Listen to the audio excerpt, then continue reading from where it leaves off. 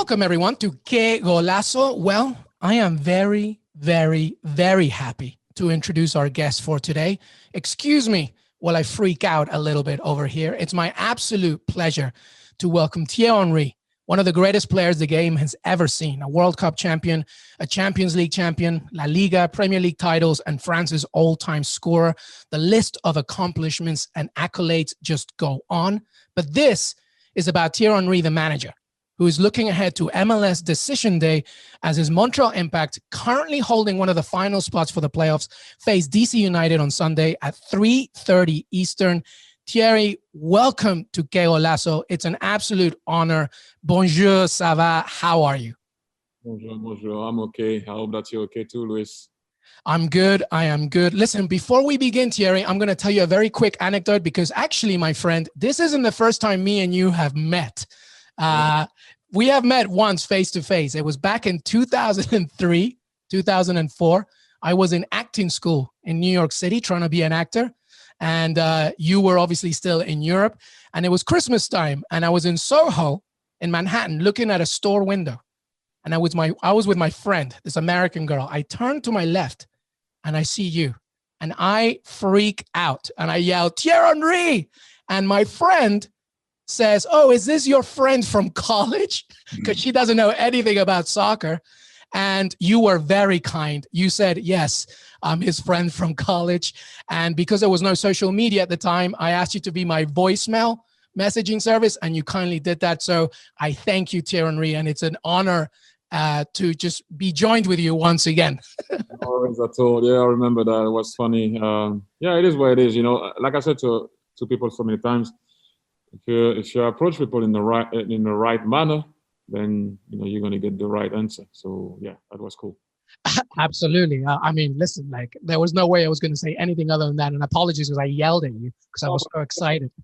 Normal stuff, hello, hi, how are you, and stuff like that. Then people usually respond to that.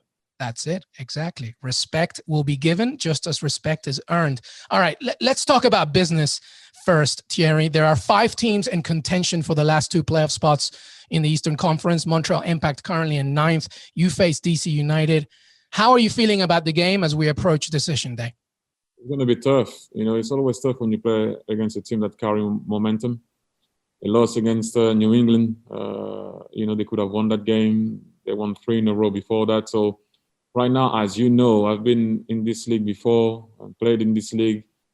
I've seen teams carrying momentum just before the playoffs, and they wanted to win it, believe it or not, at times. And so you know how it is.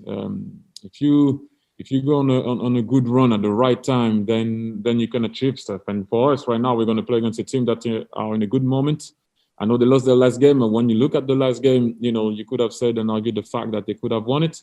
And we are not in a good momentum, if I can say, but that doesn't mean we're going to collapse, right? And so whenever we find ourselves in this type of situation, it happened before where we are 3 defeats in a row, we managed to bounce back. But we're going to have to do that away from home again, by the way, because even playing at home is away from home, as you know, which is something that, like I said, I mentioned it a couple of times, and there are not excuses. It's a fact.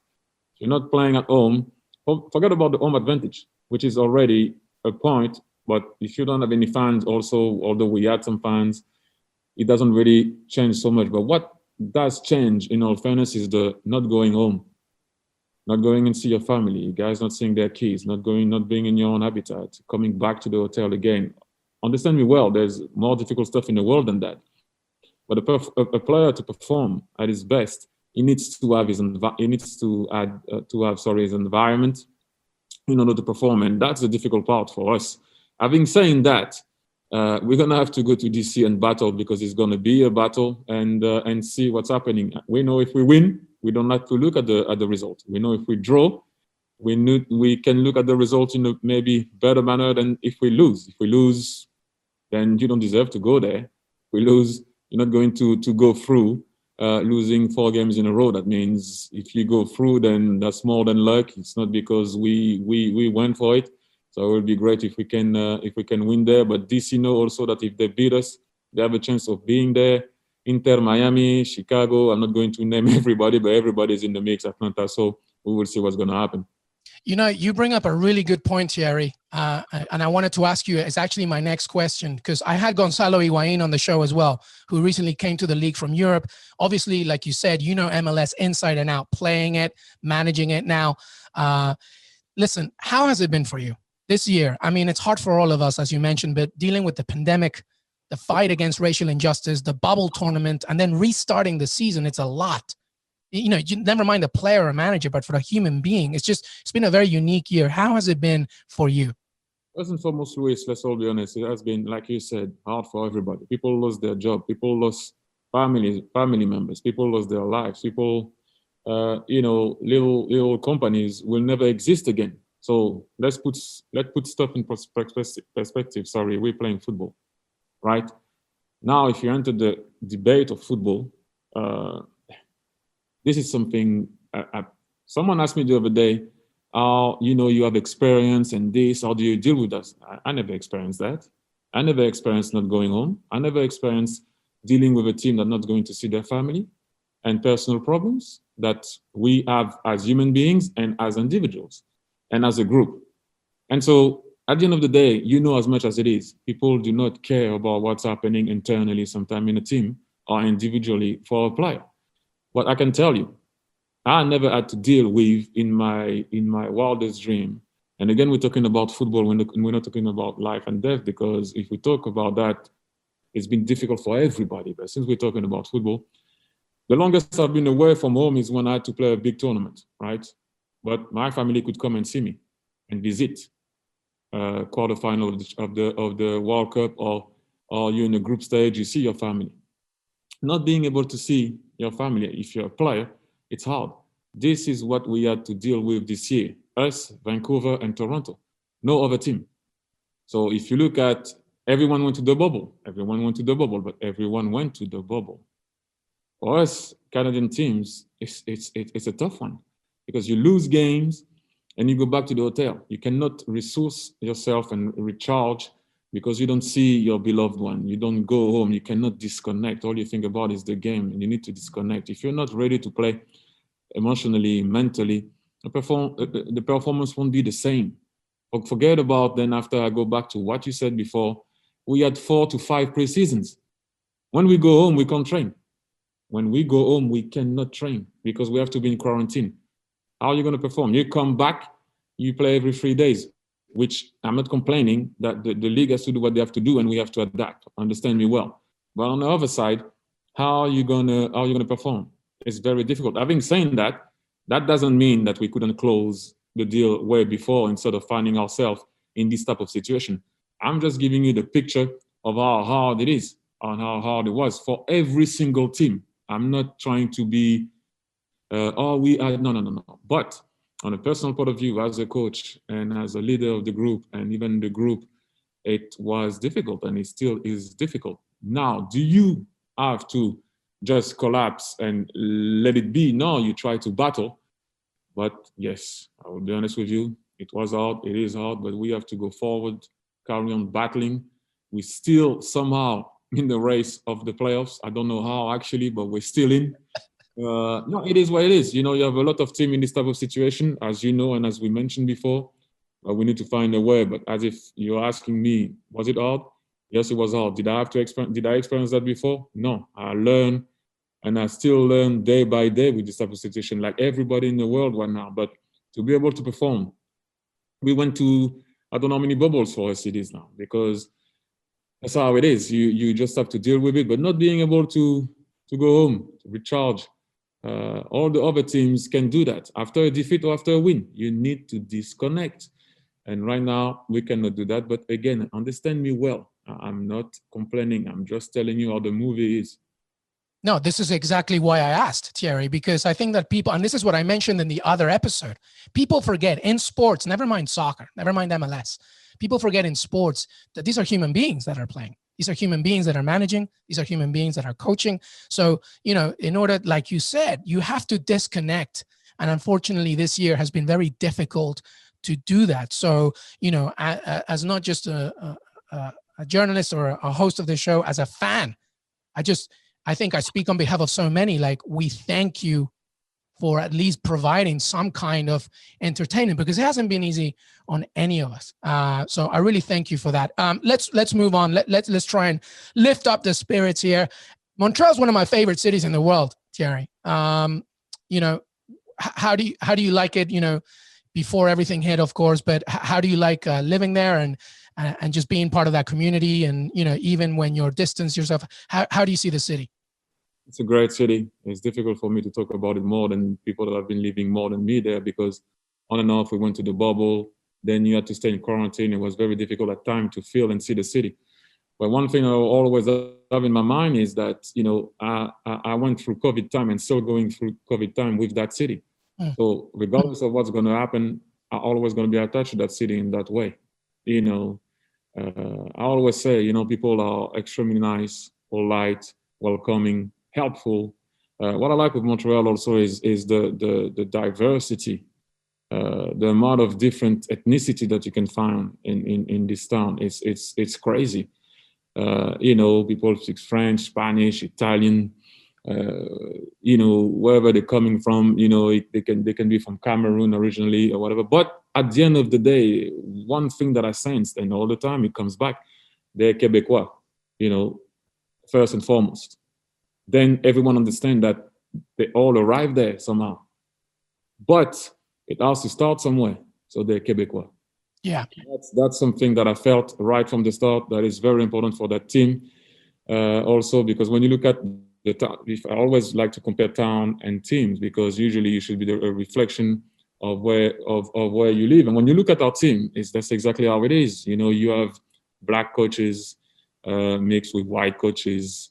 You have guys that are originally from Cameroon. You have guys that are originally from Argentina in the team. I'm not going to name all the nations that we have in our team, but this is how Montreal is. A welcoming and opening town. You know, for me, I live in big towns, and obviously New York City, London, and people sometimes don't stop for you. Although, you know, people are extremely nice to New York. I like the directness of people in New York.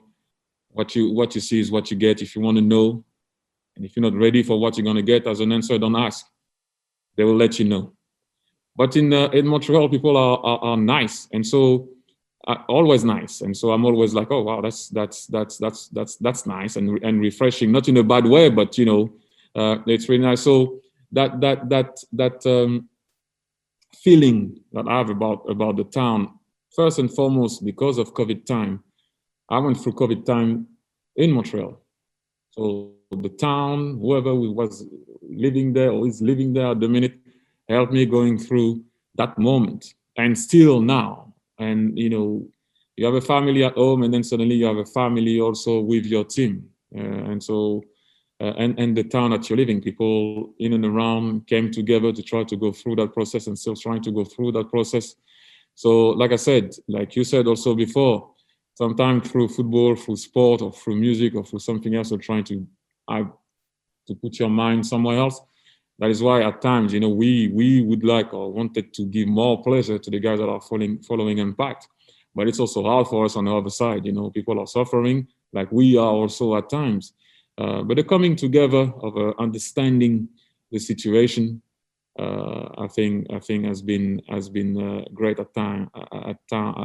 Sorry, with the town. So I have nothing to say bad about this town. You know, been welcoming and helped me right from the start. The support has been great. Yeah, it's a great city. Listen, you have a unique perspective on MLS.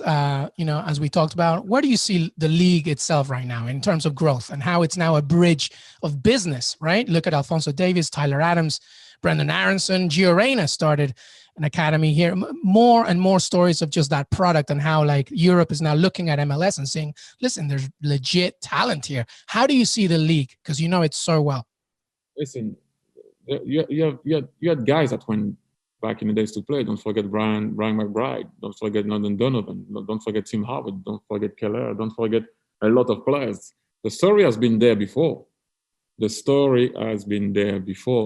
Now, Clint Dempsey, by the way, you know, now I would like to say that maybe those players are playing in bigger teams. not having a go at the others because I have massive respect for them. But they're playing in bigger teams, having a big impact with those big teams. And so therefore, suddenly people are saying, that it is a bit better. And at the end of the day, when you want to look at it, yes, it is a bit better. But players always went overseas before, but now they're performing with the highest team at the highest level and playing as a starter. And so that's the difference for me. And when you go back, I always said, look at the amount of people that lives in the US. If you really want to have a go at being the best, you can be the best. Because when you take Iceland, that capable of qualifying for the Euro, the amount of people in Iceland, it's you don't even have that in Seoul, in New York. So, and they qualified for the Euro, and you have guys that are playing also in Europe. So for me, it's just like, I was like, always like, that should be the case. That should be that the US team should dominate and fight and be up there with some of the big guys, because the advantage that the US has is the diversity of this beautiful country. You have the diversity of the mix of any mix that happen, the land of the free, as it is and is well said in the national anthem. But maximize that, use it. If you put your mind into it, you can always achieve something. And so, am I surprised? Not really, because there is talent. The more people you're gonna have playing, the more chances you're gonna have, obviously, talent in front of you. And so, it is great to see. It's great to see for the US game. It is great to see how the league is going forward in terms of, I go to stadiums now. The field is perfect. Stadiums are immaculate. You still have some old stadium. It is what it is, and I understand the beef of some people of keeping their stadium and not having a new one if you already have one right from the start that you own. It's not my battle. But when you look at, for example, some of the facilities and what also I wanted to mention is, people do not mention it. They're coming together this year. I will be honest with you, and understanding what's at stake and that we needed to help each other. Because yes, it was difficult, but the MLS team came together and helped each other. Because look at where we are. We are in New Jersey. And I'm not saying that because I played with the Red Bulls, but I can only thank them for what they did for us. They didn't have to give us their building, the academy building, in order to train. They could have said to us, use one dressing room, come and leave. They're washing our clothes, they're helping us. That's what I'm talking about. That's what the MLS became, because we understood this year that we all have to help each other. And so the Red Bulls are helping us because we're obviously not playing at home. We're using their training facility. They gave us the whole building of their academy, and they didn't have to do it. And that's what I'm talking about. This is what the MLS is about at the minute. And so with all the stuff that I mentioned before that nobody can control, right? It is what it is. You have to accept it, analyze it, and see how we can grow from it. And sometimes it won't happen this year. It might happen next year, that we understand what happened this year. Not only on the sport matter, but also in life. Sometimes you're a late reactor, sometimes you're a quick reactor, but you have to find a solution. And that's what it is. That's why I'm talking about the MLS in terms of, yes, revenues are great, but obviously COVID time and things were great. If you want to get a franchise now, it's a lot of money. It's a lot of money. So things are going well. The MLS is back was a successful tournament, regardless of how the games were. So at the end of the day, we all of us trying to make sure that the league can survive, in this difficult time, like everybody else, like any job or anything that you have, like yours. You're trying to make sure that you can keep the show alive, right? And so, but the coming together for me this year is the most important thing, And again, I know I went a bit south with the question, but I'm sure you got what you wanted. But I just wanted to thank also the Red Bulls for what they did, because they didn't have to accommodate us that much. No, you did not go south. I want more and more, Thierry Henry. This is good. I mean, people forget that MLS, NBA, NFL, NHL, whatever it is, MLS is the most multicultural North American league in the continent, and people forget that. So, you said it right there. Okay, listen, because I believe you allowed me to ask you this, all right? And I have to, okay? Let me ask you about Arsenal for a second. Mikel Arteta is doing very well. It seems that there is finally an identity with Arsenal, okay? I'm Peruvian, but I grew up in England. I've watched Arsenal through and through. I watched you with Arsenal. I'm an Aston Villa fan. I watched you punish my Villa for so long. Now you're looking at Arsenal. They're playing Villa this weekend. How do you think Arteta's doing with the Gunners? How do you see it? First and foremost, you can see an identity, a togetherness. Like I always said, game is long. To build a team, it doesn't happen just like that overnight. I always use Klopp as an example. I remember when he first started, I don't know if you remember, he couldn't hold the lead. Yeah. They were 2-0, 3-2, 3-0, 3-3. They scored, they conceded 4. It took him maybe 2.5 to 3 years to have a competitive team. Now everybody respects what he does, and rightly so, by the way, because he's a hell of a manager. But then he went on to, from them understanding what he wanted, now he went to buy pieces that were missing. Van Dijk, Alisson, and some others now, Fabinho, and some. At the beginning, it took him I would say 2.5 years or so for them to understand his philosophy, because that doesn't happen overnight. And we're talking about Liverpool, right? So I know we're talking about Arsenal, but when you're going to be the boss after the big man, so obviously Unai Emery was, now it's Arteta. It's not easy to go after Arsene Wenger, not easy at all. But what I see with Mikel is the passion is back, a certain happiness is back. Obviously, he gave them a good solidity. Now he needs to deal with what he needs to deal with, the Ozil case and other cases. That doesn't happen overnight. When you inherit a team from someone, you need to make sure that you can clear some stuff, because it just doesn't happen overnight, like I said. And then people are like, oh, he didn't give all those contracts to some of those players. So he needs to make sure that he needs to bring the players that he needs to adapt to his system. And that takes time. And on top of everything, in this league, it takes even more time because the competition is crazy, right? When you look at already, I don't know when was the last time where after 6 to 7 games, every team already lost a game. Every team already lost a game. I don't remember that. I'm not saying it didn't happen, but after 6 games, I don't remember every single team already with 1 defeat. So it means what it means. It's not easy for even the team that are well prepared, well organized, and you have to put also, people like to talk, and rightly so. That's the beauty of the game, right?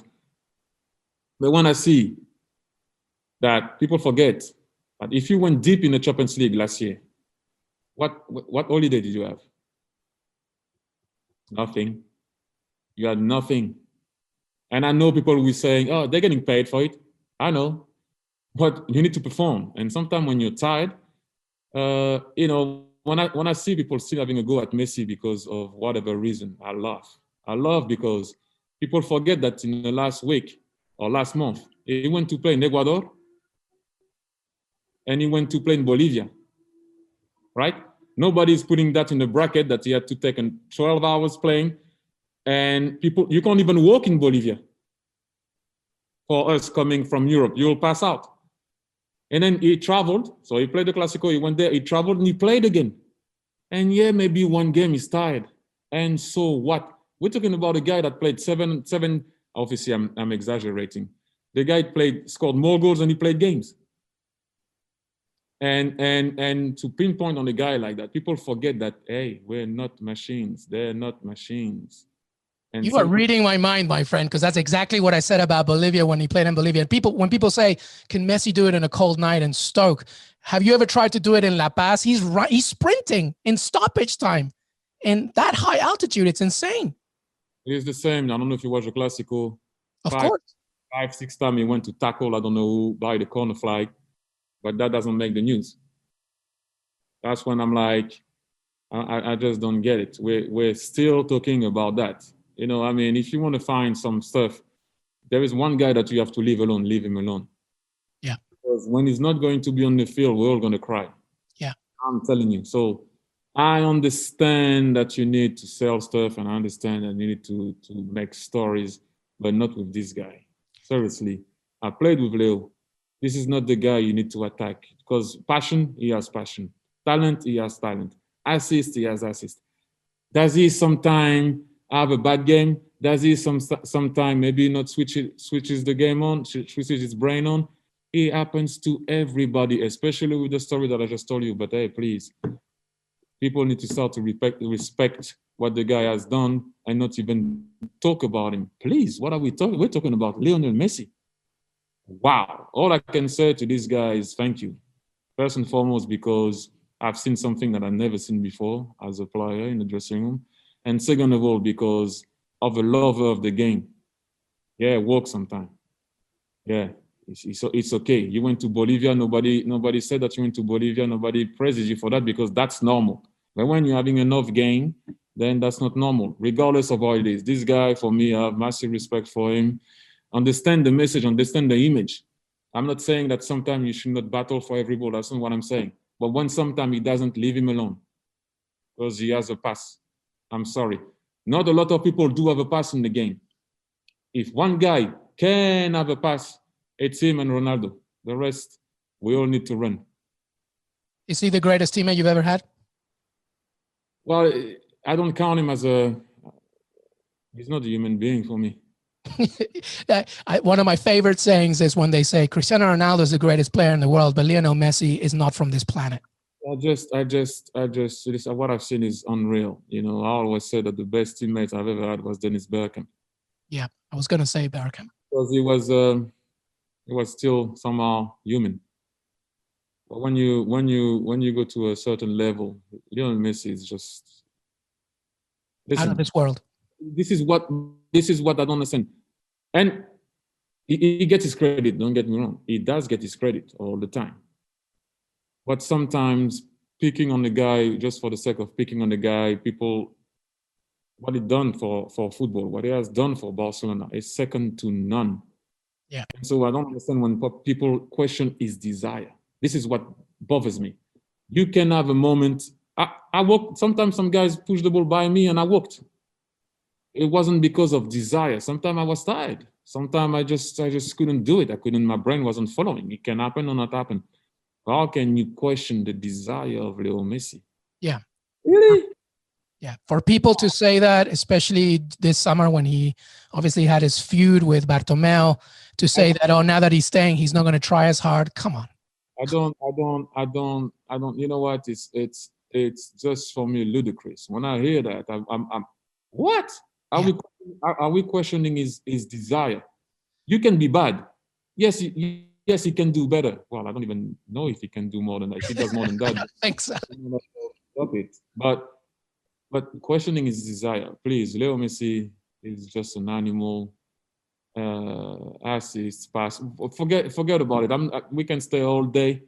Whoever's going to come here and talk to me, we're going to have to agree and disagree. No, I'm with you 100%, Thierry. Do you think he should, what if he goes to the Premier League? Do you think he should stay in Barcelona? I don't care. Wherever he goes, he'll be himself. Lionel Messi deserves happiness. Yeah. That's it.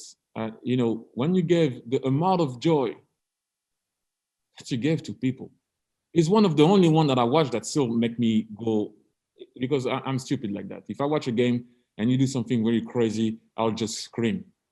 You do it at home, you just scream. But it has to be something special. He's one of the only ones still that does that. Yeah. We pay to watch football because of him. No disrespect to anybody. So Lionel Messi just needs to be happy. Yeah. The rest, I don't care. If he wants to stay in Barcelona, which, as you can imagine, I support all the team that I played for. Obviously, Arsenal is Arsenal for me. There's nothing, it's like Michael Jordan and the others. So for me, it's Arsenal. Don't even talk about Arsenal because Arsenal and the others. But when I watch Juve, even if I didn't stay long at Juve, I support Juve. If I didn't stay long in some club, that's the team somehow that's going to stay in your heart, right? Because that's the way it is. When you played somewhere, you're always going to have something in your heart, right? But you're always going to battle with the team that you are or playing at. But I don't care if he stays at Barcelona, if he doesn't stay at Barcelona, whatever. This is not the discussion. Lionel Messi deserves to be happy. And that is it for me, just because of what he gave us all and what he's still going to give us. I just hope he's going to play football so my eyes can be looking at something beautiful and warm my heart with beautiful football. That's it. It's what you said. It's what you said. The day he leaves the game is going to be the saddest day, and we're going to really forget about that. Listen, it's pretty simple for me. Just enjoy the guy up until he's there and stop complaining about stuff that he doesn't do. It doesn't happen often, let's all be honest. But like I said, if there is a guy that deserves a pass. You know, sometime when we all know that maybe not, but it's him.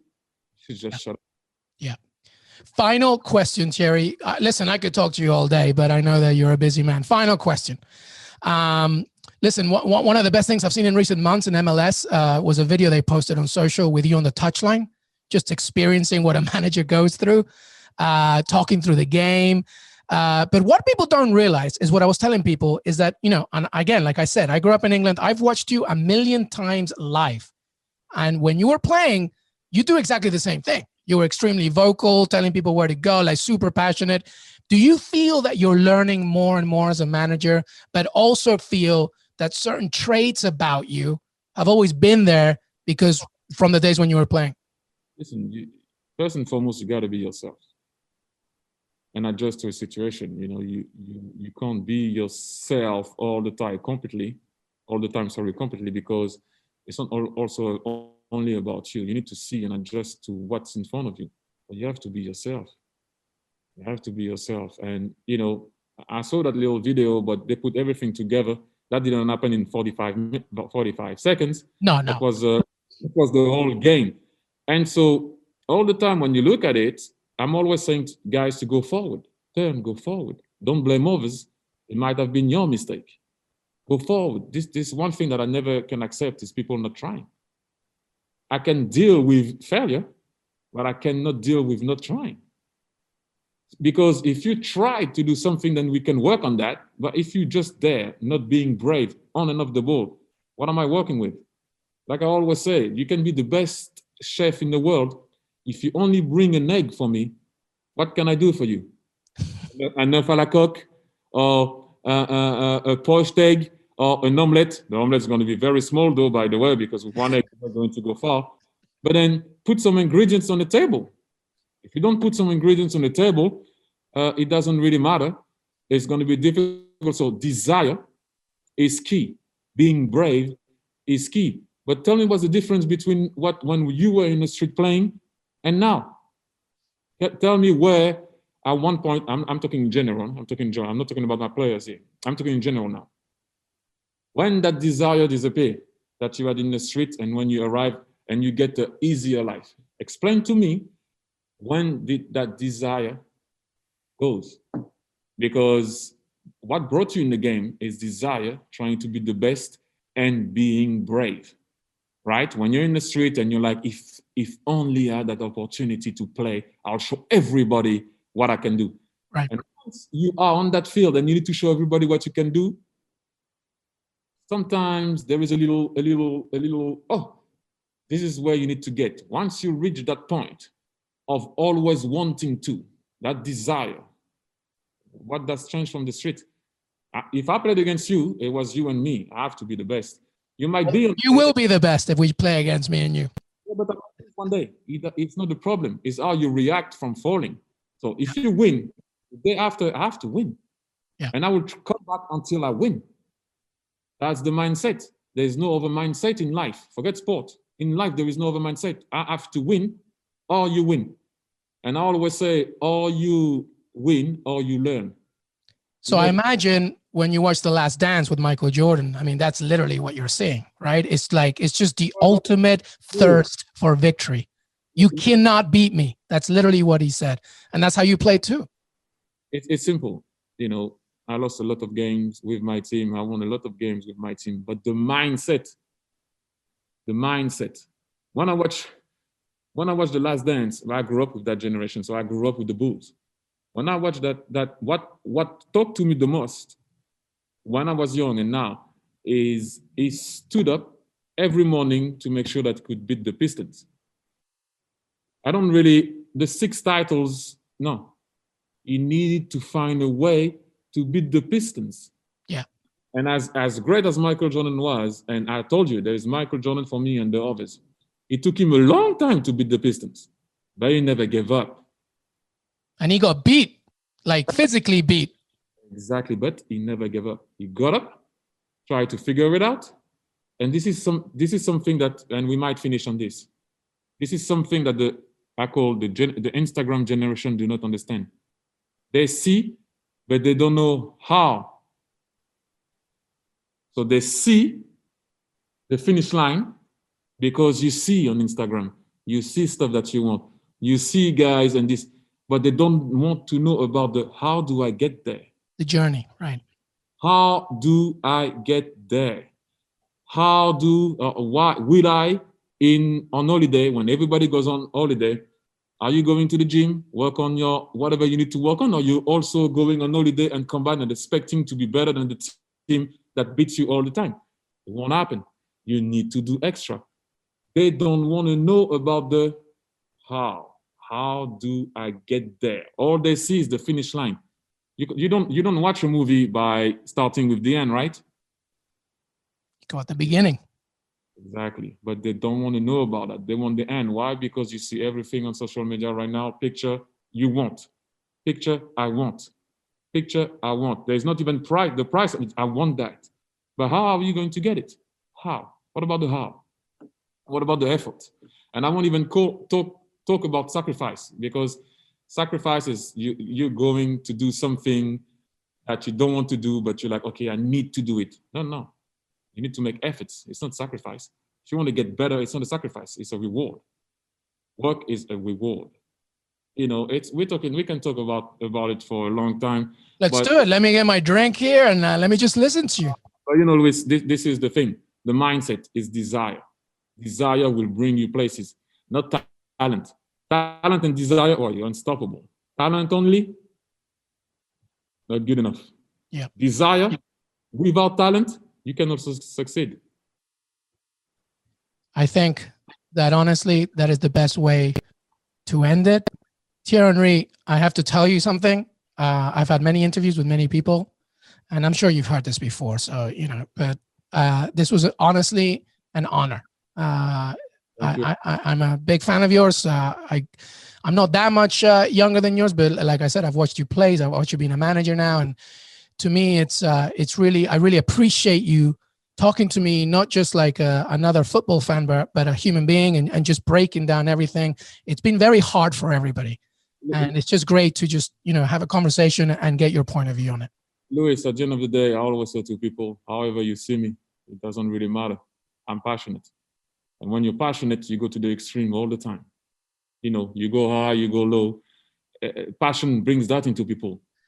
And the most difficult sometimes is to stay balanced. Yeah. But that's what also transcends people. That's why sometimes you have that understanding with people. That's why I had that understanding with the Arsenal fans. Because they knew I wasn't an actor. They knew when I was upset. They knew when I was happy. So they knew. So emotion, passion, you're always going to connect with people. You're always going to connect with people. I'm just passionate. And I know sometimes the passion goes overboard. Well, that's me. I'm Peruvian, Thierry Henry. Like, I know all about passion. Don't you worry about it. And not just passion, my friend, but you're honest.